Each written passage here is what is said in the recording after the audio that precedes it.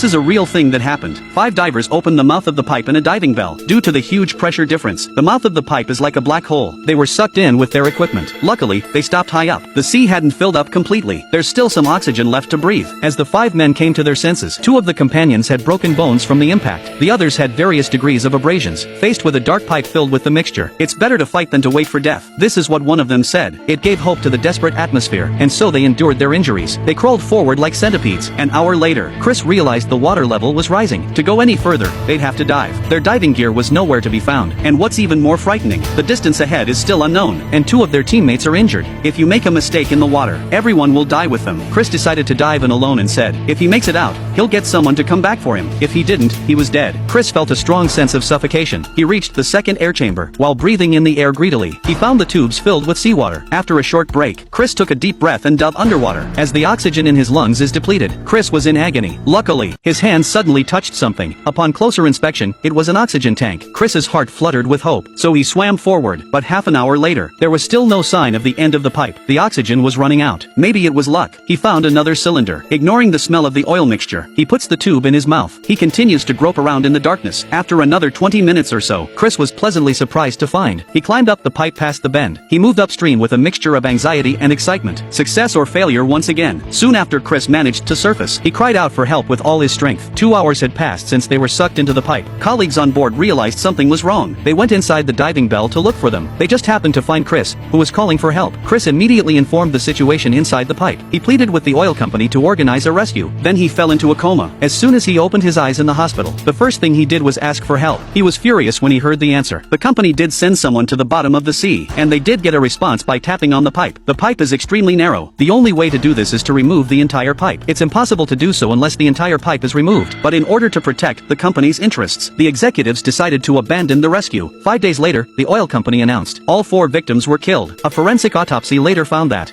they persevered until the 4th day. They died in despair. This should have been a shockingly successful rescue case, eventually turned into a tragedy due to profit. The sole survivor took the company to court, but the case has been pending. The court date was pushed back to January of 2025.